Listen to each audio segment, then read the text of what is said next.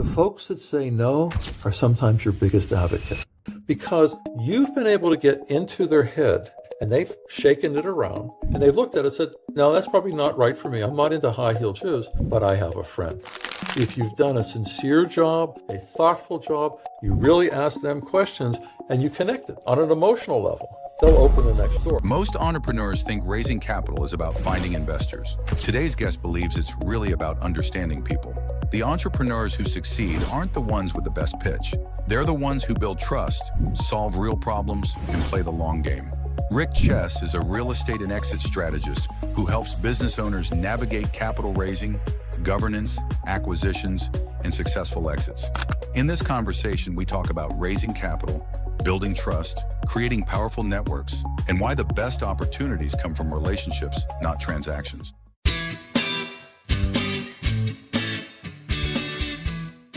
Good day, dear listeners. Steve Preda here with the Management Blueprint podcast. And my guest today is Rick Chess, who is a real estate and exit strategist. And he helps business and real estate owners and the trusted advisors who guide them turn complex decisions into strategic moves that grow enterprise value and maximizes sale outcomes. Rick, welcome to the show. Thank you. Appreciate it, Steve. Well, it's great to have you. And I'm going to ask you my favorite question, which I always ask. What is your personal why and what are you doing to manifest it in your practice? When you go back in my career, 50 some years, where I've been most happy is either I'm growing an organization. That can be a community, that can be a business, it can be an association. And then at some point, individuals in that association want to move on, whether that's to retire, to go someplace else, whatever. And I find in that world, there are certain things that they might have a Steve Preda that helps them with how to manage day to day. But they get to certain big issues and they've never done before, maybe they'll never do again. That's where I like to come in because I know I'm critically important to them. Mm-hmm. Level up your business. Get my free insights every week at stevepreda.com/newsletter. So you're a trusted advisor. You like to grapple with big challenges when people have in their life, whether it's a big real estate transaction or getting ready for exit or an acquisition or something like that. Mm-hmm. Yeah, they are. So, the things that would be, for instance, most folks, like they're talking about real estate, they have some idea how to fix the toilet. They have some idea how to buy a property. But when they get to a certain point, it's like, we need to raise $10,000. We need to raise $100 million, whatever the amount is, because there's either a great opportunity or they want to keep moving upwards. And they have, again, a Steve Preda that can help them through the process. How they get that capital often is what trips people up. So that's where I kind of first got into this. I was an acquisition guy. I knew how to spend other people's money, but I didn't know at that time how to raise the money. Mm-hmm. And I've done it on several. I've raised $100 million for 3 different companies. And like everything in life, like with Summit, there is a process that you go through. And I love doing it. I just love doing that kind of stuff. Okay, so when you are doing your capital raising, fundraising, or M&A deals or real estate transactions, is there a framework that has helped you, that you figured out along the way and think about something which is 3 to 5 steps? Maybe it's a mental model of how you look at things, or maybe it's a process. How would you describe that framework that you have or that helped you so that the listeners would also benefit from it?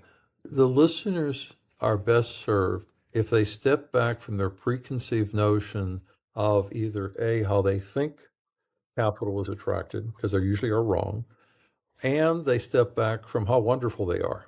And those two things are difficult because the reality is no one is waiting to give you money. That's foolish. You got to sell the concept like you have to sell everything else. And what you sell is not what you think is wonderful. It's what the market's going to think is wonderful. It's like with any other product you're making. Hey, I made this great widget. And the population looks at it and says, I don't need it. I don't want it. I don't know what it does. And depending on whether you're trying to raise, $100,000 from friends and family or $100 million on Wall Street, you look at who is it that you know? Because people that you know might at least return your phone call. So if you don't know Bill Gates, thinking that you're going to go to Bill Gates and get $1 billion is, stupid. But if you know you're just trying to do friends and family and you have an aunt that lives 3 states away, but you don't see very often, but you know she has some money. Okay, but you start with who you know. So for instance, on thinking about one of the many, many ways that you can raise money, there's something called intra-state. And it is something that's allowed by the Security and Exchange Commission. If all of your money is raised within your own state, with people, but if you do one transaction outside the state, it all collapses. So like with everything on your business side, where there are certain rules that you can't violate without getting in trouble, it's the same thing on raising money. And I get so many people say, I'm going to list this on the Wall Street and I'm going to make it. Like, no, you don't. You better be prepared. If you're going to list something on the Wall Street, you got 25 million that you can risk just to get it out there.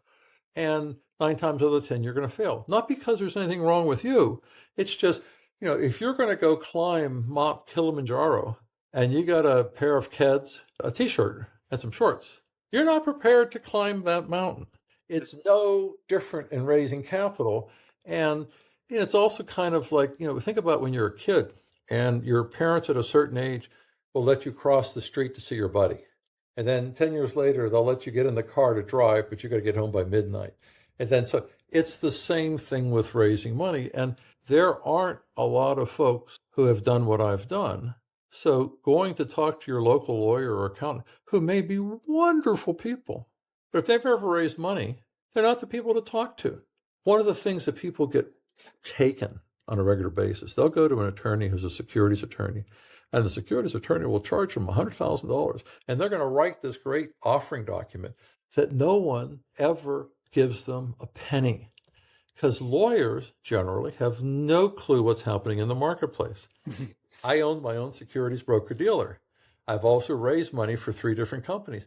It's not easy, but like having read your book, Steve, if you follow certain paths, there's at least a chance for success. Same thing here. Fascinating. So what I'm taking away in terms of framework, be aware that people are not out there waiting for your money. You have to sell them. So that's absolutely.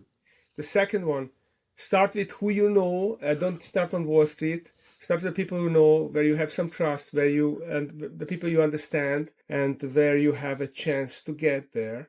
And then look at some special circumstance that's going to give you a leg up. For example, absolutely. This is becoming right out of your book on the business side, is that you create a widget, so what? But you create a widget that solves a problem. Then you have some. So it's the same thing when you get over onto the money raising side. It's, who do you know? Where do they live? How much money they have? How do I approach them? But then in the end, it's not what's in it for you. It's what's in it for them. And for them, if it's friends and family, your mama may give you some money because she thinks you're cute. Your aunt might give some money because she's related to your mama. But at some point, you're going to people who really, they have a checkbook.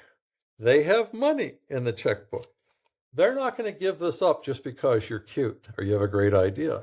You either are going to get them because you have something they've never heard of, or you have something that really feels like it could solve one of their needs. And their needs are not always what you think. Some people think, well, what they need is high cash flow. What if they don't need cash flow, but they're really interested in a cure for cancer? What if you think, well, it's really going to go up in value? Well, they have all the money they need. They're not looking for that. But is this something that is going to allow their nephew to come work for you? When you start thinking that what other people are thinking is when you're going to fail. When you can step back and just ask them, well, what's important to you? If you can't have a conversation, one, you're never going to date anybody, and you're never going to raise any money. And don't be slick. You can be slick for 3 sentences. And at that point, they're going to reject everything you say thereafter. So don't talk about how much money you're going to make and all the rest. And talk about them. Talk about them. Talk about them. Your document should talk about them. Your questions should talk about them. Now, does that mean there are certain people who won't put money in your deal? Yes, because it doesn't fit. If you sell high-heeled shoes and a runner comes in, they're generally not going to buy your high-heel shoes. They're not going to invest money in high-heel shoes. But If that high heel shoe actually is a running shoe, you can break off the heel and then, I mean, I don't know. You could come up with something there. And the folks that say no are sometimes your biggest advocate. What?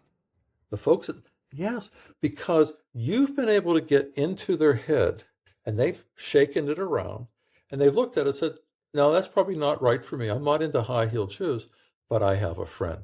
If you've done a sincere job, a thoughtful job, you really ask them questions and you connect it on an emotional level, they'll open the next door. And that's what it's about. It's often a lot of the same things that you will teach people about how do they sell their company.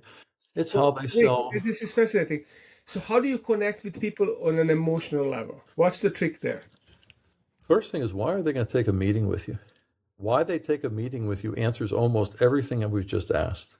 If they're taking a meeting with you because you're related, okay, that's the emotional. They take a meeting with you because some friend of yours called them and said, hey, this is a great way to make money. You found them in an article in the paper. Yes, there are things called newspapers. They print, there's words in them. And there's somebody in there who has shown an interest in something you do. Then you're talking to them about that interest. You want to try to avoid cold calls. It's a waste of your time and a waste of their time. It's a random thing. It's like asking every girl that walks by in college, you want to go out and date? Sometimes it works. You get slapped a lot and get arrested and what have you. There's this thing called the internet, Steve. And what shocks me is how few people, not just my age, but young pups who are, well, that's for watching YouTube videos. No, you have through the internet so much. So maybe I can't find anything about Johnny Jones, but his kids are on there and what sports they play. Okay, so I used to play, judo. I did 3 years of judo. And if somebody's doing, karate or whatever, I have an opening. I have something to talk about. Now, it's great if something you have to talk about then connects to something else that they want. It's a linking, process of linking various things together. It's what I did. I told you I was a member of the General Assembly in Pennsylvania way back in the 70s. And I learned there that if I could get people talking about themselves or their next door neighbor or some relative, what's funny is people are much more likely to tell you about somebody. So when I go into a company, this is just a side note, when I go into a company doing due diligence and I really want to know their financial condition, I'm not going to get it from the CFO. I'm going to get it from somebody over in property management. Why? Because the property management person knows not to tell me anything secret about property management, but they'll talk about finances all the time. And it's the same thing. If I'm in a family and I want to know about daddy, I talk to the daughter. If I want to know about a neighbor, I talk to a neighbor. I can go to the post office. It's everything you ever need to position yourself to sell is out there waiting for you. Mm-hmm. But you got to get out of your head what you think the market is about and start thinking about individuals within the market and accepting that, when I've raised money, 80%, 70% of the people I call on don't do a deal with me. But of that 70%, half of them lead me to somebody else. Mm-hmm. And I keep up with them. They become my support group. They become my unofficial advisors because I'm a decent guy. They want me to succeed. And once they know I'm not bugging them anymore, but I say, hey, you told me I should go talk to such and such. Here's what I heard. And then, the network just expands and expands and expands. And occasionally that person that said no, somebody new comes in their life that you need to go talk to Rick Jess. Mm-hmm. And sometimes the next time I'm raising money, their situation is different. So the person who told me no originally has seen me work the market and I closed the deal. It's amazing how attractive a opportunity is once you can't put any more money in it. And so you let them know, I know it wasn't good for you to time to come into my deal, but we did buy this company. We've doubled their, whatever it is. Mm-hmm. You continue to work them. If somebody is willing to give you time on the phone or time on Zoom or at a coffee shop or whatever, they're your friend for life. They don't know that yet, but you're going to make them your friend for life because, it's the old 7 degrees of separation, the Kevin Bacon game. Everybody's related to somebody somewhere. And it's what makes this fun for me. You're talking before about, growing an exit. I love the process of putting together the network and feeding the network. There are people I've known for 50 years that I still talk with. Yeah, you're very good at connecting people and making them look good with other people that you connect to them. It's very gratifying. So this is a long game, right? It sounds Absolutely. like a long game because you are being decent. You listen to people. You find something that helps them. You learn what they need, what is the itch that needs to be scratched, and then you connect people who can help them scratch that, and then they will reciprocate, and then it becomes a self-perpetuating process. Well, I mean, example is this, the work that I do in North Carolina with a family that owns 44 hotels. A woman who is my CPA left the CPA company and become the family officer for a large family here in Richmond. A friend of hers who does advisory work with family offices was giving up on a client. So she told my friend who used to be a CPA, she introduced me to them and said, would you be willing to serve on the board of a private company? I said, well, did they pay? You know, I used to be on the board of a public company. And after a certain age, you're not attractive anymore. After a certain age, they want you off the board because the institutions say we want a mix of a board. We want. So I got introduced to these people and I've had a great time. Members of the family have hired me for other work, and it just goes on and on and on. But I've learned that you got to pay it forward. So I have students of mine from VCU I've helped place in jobs. I keep up with. I give them ideas. And they're often shocked to find that I'm still in touch with them. I'm not asking them for anything. I'm just saying, look, I fed it forward to you. Now it's your turn to feed it forward to somebody else. And some of them are doing it. Some of them haven't caught on yet. But it is the circle of life, and it's all tied together. And there are skills you have, I don't have. There's skills I have that you don't have. We both have folks that work with business brokers because, they have a different drive. But it's also self-selecting. There's a lot of people you've met that you don't do business with. There's a lot of people I've met that I don't do business with. If you're going to get into, raising money or doing governance or doing exit planning, whatever it may be, one of the most important things is no, or no, I don't want to work with this person. You always be friendly with them. But I try to fire a client every month. Just somebody they just don't fit for me ethically, or I don't think there's anything more I can do with them. I fob off legal work to other attorneys in Virginia, and I'm the chair of the real property section of the state bar. There's 1,550 attorneys. I have plenty of attorney that I can pass things on to, and they're happy to get the business. And I'm happy. I got somebody that I've referred that's happy that I've referred them off. My biggest challenge, my wife would say, my son would say, I'm a squirrel chaser. Something new and interesting comes along, I want to get involved with it. And I've wasted so much time. So I'm working with this hotel group down in North Carolina. The last time I had worked with a hotel company was 30 years prior. Two owners, they couldn't agree on a direction. I worked with them for 6 months. We made a direct decision. It was great work. I learned a lot about hotels, but I went then 30 years without applying the same skills. And that's one thing that with age, I've realized that I am better off. I'll help you with capital. I'll help you with governance. And when you're ready, I'll help you exit. That's it. Yeah. If it's not one of those three, I'll talk about it. Yeah. I'll listen to you. You don't want to engage me. Yeah. I mean, people want deep expertise. They don't want journalists. They want someone who knows what they are talking about and who can link them to other resources who also know what they are talking about. And in today's age, I think this is getting more important again. Because of the internet, there was a disintermediation going on, but now there is a re-intermediation, I believe, because there's so much noise out there. You don't know what is true, what is fake. AI is creating a lot of fake stuff. The only people you can really trust is the people who are in front of you, or someone recommend them that you trust. It's a transference thing. So I think what you're doing is very valuable. It's going to become even more valuable. And knowledge is ubiquitous. You can ask ChatGPT, they will give you the answer, but how do you get the trust? How do you get the emotion? How do you get the relationships? That's all human stuff. And if you don't get that, then you got what is valuable. Well, I have a friend of mine who wrote a book, and he wrote it as a fable. What I love about it is I know the true story behind the fable. And what comes across in every single chapter is with that trust, people who were afraid took a step. And often that is the hardest thing. So I go to the gym 6 days a week, and gym is hard. Getting in the car to drive is the hard part. Once I'm there, I'm around friends, I work hard, I sweat, I get better. getting in that car, driving down the drive. So in your fable, in your book, in most of where I've had success, I would love to say it was because I was brilliant. Well, sometimes I will say I was brilliant. But give me an example. United Dominion Realty Trust, now based in Denver, originally based here in Richmond, been around for 35 years. Is one of the original 5 REITs in the country, real estate investment trust. I came in as acquisition director. They hadn't closed a deal in a year. I closed 3 in the first 3 months. I grew the firm tenfold in 10 years. Now, I had great people, Buddy Scott as an analyst, Catherine Surface as an attorney. But what I did, I looked at it and said, does anybody know what we're trying to buy?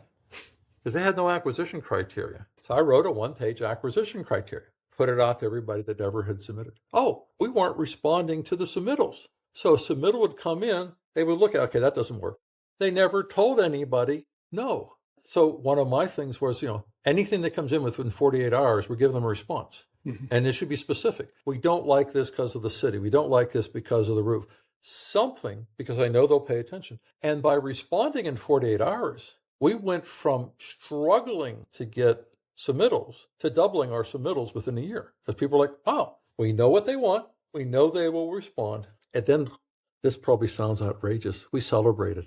We put a newsletter out every month. This is back when you mailed things. So we're going back way into the dinosaur era. But anytime a broker brought us something that we did, we would do a full-page spread on the broker. We're marketing him or her. People loved us.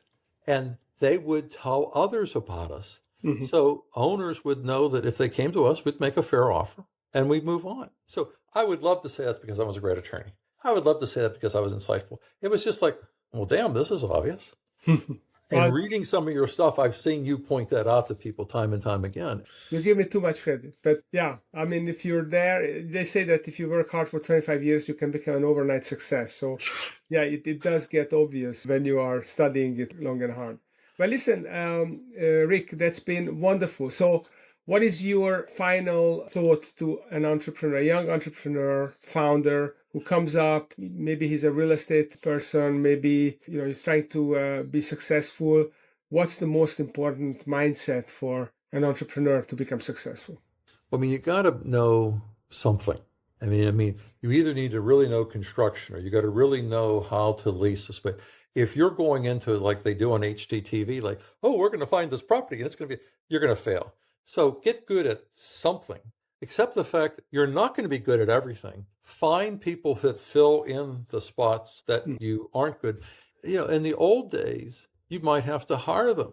In today's world, there's fractional CFOs, there's fractional, and then when you get down to picking your experts, your attorneys, your accountants, the people that cost you real money, ask them a simple question. When's the last time they did whatever it is that you're trying to do? Not, when was the last time they did a securities document that succeeded?